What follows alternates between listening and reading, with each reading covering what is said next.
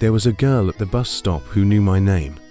Her lips moved like she was about to speak, but the bus arrived just in time to save her from having to say whatever it was she wanted to say. Relief washed over me as I stepped onto the bus. I pulled out my phone and typed, "Who was that girl?"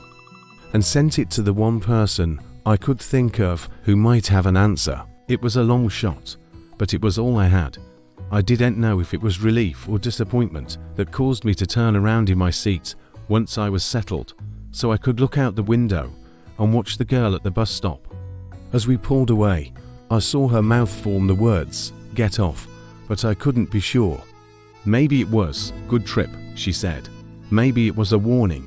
The truth was, I'd been expecting her. I'd known she would show up eventually. It wasn't a matter of if, it was a matter of when. I just never imagined it would be so soon.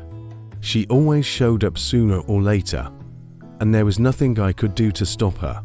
Not this time, not ever.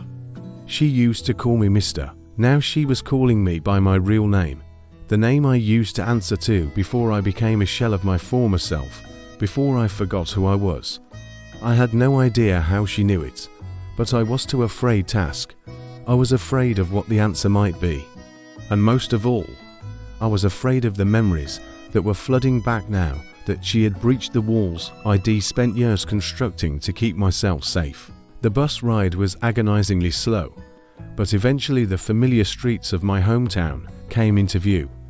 When the bus finally pulled up outside my apartment building, I was relieved. This was my sanctuary, or so I thought. As I hurried up the stairs to my floor, my hand trembled as I reached for my keys. Was I imagining things, or was someone following me? I told myself it was silly. There was no one else on the stairwell. The coast was clear, or was it? When I opened the door to my apartment, I found something that made me jump back in surprise. The girl was standing there, leaning casually against my door frame with a smirk on her face. She was beautiful, even though she was dressed in the clothes of a working girl. The kind of clothes that tore at my soul every time I looked at them because I used to wear those clothes, or so I was told. I couldn't remember.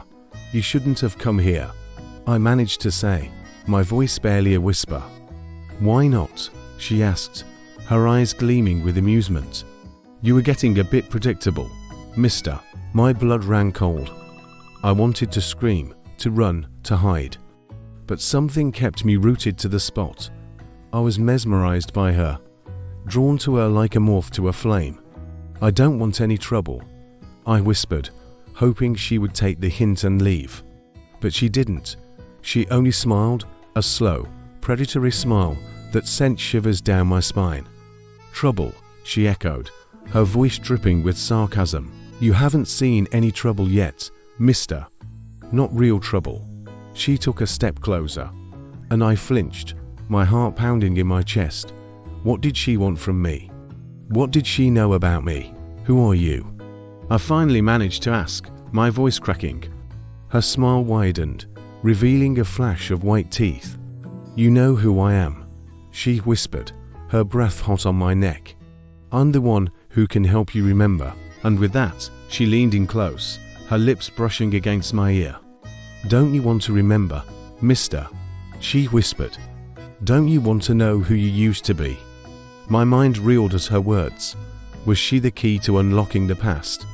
To finding out who I really was? I struggled with the conflicting emotions, torn between the fear of what I might discover and the desperate need to reclaim my lost identity. Before I could respond, she was gone, vanishing into the shadows as quickly as she had appeared, leaving me alone in the darkness with my thoughts.